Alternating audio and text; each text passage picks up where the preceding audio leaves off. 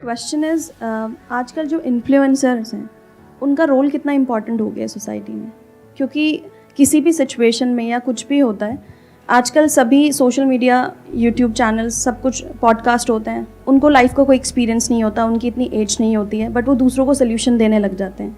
तो आपको क्या लगता है कि क्या वो सही है? आप तो छोटे मोटे इन्फ्लुएंसर्स की बात कर रहे हो जो बेचारे ऐड का, एक प्रमोशन का 1 लाख 2 लाख रुपए 5 लाख रुपए कमाते हैं।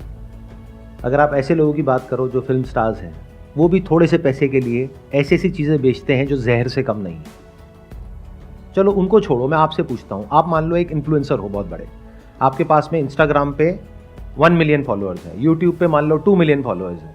अब कोई ब्रांड आपके पास में आता है, वो कहता है कि अपना जो कंटेंट है उसमें इसको इंटीग्रेट करना है और आपको 5 लाख रुपए मिल जाएंगे एक दिन के।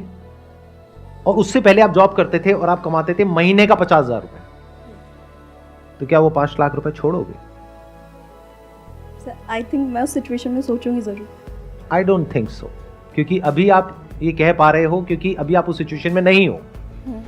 जब उस सिचुएशन में हो तो पता है आपके माइंड में क्या थॉट आएगा, अगर मैंने मना भी कर दिया तो भी क्या फर्क पड़ने वाला है, वो किसी और से करा लेंगे।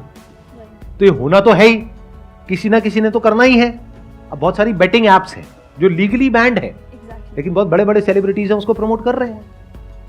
तो आप कहां इन्फ्लुएंसर्स की बात कर रहे हो? मास इन्फ्लुएंसर तो कोई और ही है। वहां अकाउंटेबिलिटी होनी चाहिए। जो स्पोर्ट्स के लोग हैं, जो बॉलीवुड के लोग हैं, उनकी फॉलोइंग करोड़ों में है। सोशल मीडिया में एक इन्फ्लुएंसर की फॉलोइंग कितनी होती है? 5 लाख, 10 लाख, 20 लाख, 50 लाख। उसमें से भी एक्टिव कितनी होती है? 2-4 लाख, 5 लाख। बट ये जो बड़े बड़े सेलिब्रिटीज हैं, इन्होंने तो एक बात कहनी है और पूरे नेशनल लेवल पे एक रेवोल्यूशन सी शुरू हो जाती है कि उन्होंने कह दिया तो सेल बढ़ गई। तो जब वहीं पे अकाउंटेबिलिटी नहीं है तो आप छोटे मोटे लेवल पे क्या उम्मीद करते हो किसी से? तो ये उम्मीद लगाना छोड़ दो अपने इन्फ्लुएंसर्स से, फिर चाहे वो इन्फ्लुएंसर बड़ा हो या छोटा हो, कि उन्हें ये करना चाहिए या नहीं करना चाहिए। अरे खुद को इतना कैपेबल बना लो कि आप इस फर्क को देख सको कि असली क्या है और नकली क्या है। अगर आपके अंदर कैपेबिलिटी नहीं है तो दुनिया तैयार बैठी है आपको बेवकूफ बनाने के लिए। और दुनिया मतलब पूरी दुनिया, सिर्फ इन्फ्लुएंसर्स नहीं, पॉलिटिशियंस, एंटरप्रेन्योर्स, एक्टर्स, स्पोर्ट्समैन, सब लोग तैयार बैठे हैं आपको बेवकूफ बनाने के लिए। अगर आपके अंदर एक पर्टिकुलर लेवल तक की इंटेलिजेंस है, जो आई एम अज्यूमिंग कि अगर किसी ऐसे इंसान का कंटेंट कंज्यूम कर रहे हो जो आपको एनकरेज करता है क्वेश्चंस पूछने के लिए, आपको आंसर्स नहीं देता है, तो आपका माइंड डेवलप हो रहा है, तो आप किसी को भी क्वेश्चन कर सकते हो। बट अगर ये क्वेश्चनिंग एबिलिटी आपके पास में नहीं है या क्वेश्चन पूछने से डरते हो, तो आप बहुत ही वल्नरेबल हो। तो कोई भी इंसान आकर के आपको बेवकूफ बना सकता है। अगर कोई इन्फ्लुएंसर ऐसा कुछ कर रहा है तो उसकी क्रेडिबिलिटी पे, उसकी इंटीग्रिटी पे क्वेश्चन मार्क लगाओ, चाहे वो कोई भी हो, चाहे वो मैं ही क्यों ना हूं। आपके जो सेलिब्रिटीज हैं उनको बॉयकॉट इस चीज के लिए मत करो कि तुमने ये कर दिया, तुमने वो कर दिया। जो गलत एक्शंस ले रहे हैं, जिसकी वजह से एक्चुअल में लोग मर रहे हैं हॉस्पिटल्स में, उनको बॉयकॉट करो ना अगर दम है तो। अब इन्होंने क्या कहा, उनसे तो डर लगता है। बस यही तो गड़बड़ है ना, हम सब डरे हुए हैं।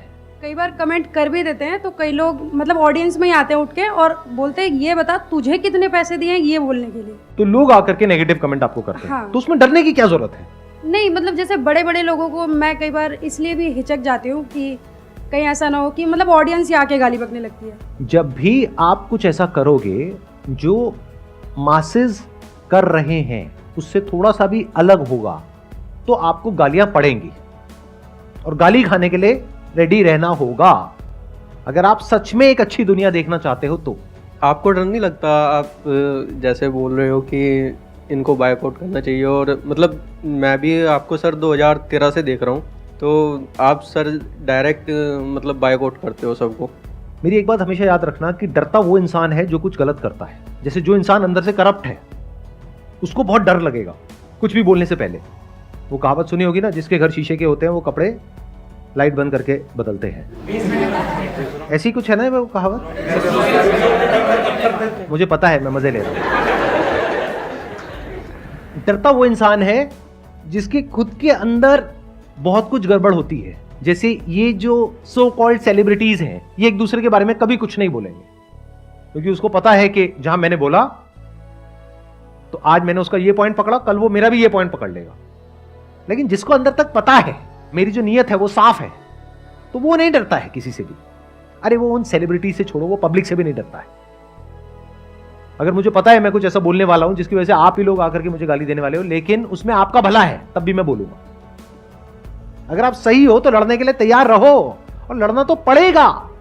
यही तो भगवत गीता का सार है कि ये जो दुनिया है ये खराब उन लोगों की वजह से नहीं है जो कुछ गलत करते हैं।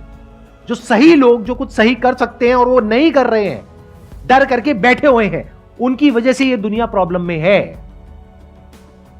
अगर वो सब लोग खड़े हो जाएं और अपनी आवाज उठाएं तो उन लोगों में इतना दम नहीं है कि वो कुछ गलत कर पाएं, क्योंकि जो गलत कर रहा होता है उसको अंदर से पता होता है। बस होता क्या है कि कोई उसके अगेंस्ट कुछ बोलता नहीं है तो वो और स्ट्रांग होता चला जाता है और गलत करता है। लेकिन अगर कुछ लोग बोलने लग जाए बिना इस डर के कि जो मासेस हैं वो आकर के हमको कुछ बोलेंगे, तो बोलते हैं तो बोलने दो ना, डरना क्या है अगर आप सही हो तो इसका सबसे पहला स्टेप क्या है, आपको पता होना चाहिए अंदर से कि सही क्या है और गलत क्या है। आपके स्टैंड पॉइंट से नहीं, from the stand point of everyone.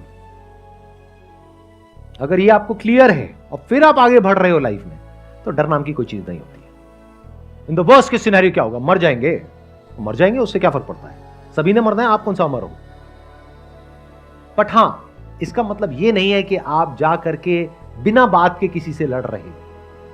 That is just a waste of time.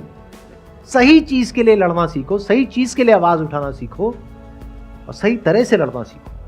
अगर ये नहीं कर पाए तो अपनी लाइफ में भी कभी आप, अगर कुछ बहुत गलत भी हो रहा होगा आपके साथ में, वहां पर आप स्टैंड नहीं ले पाओगे।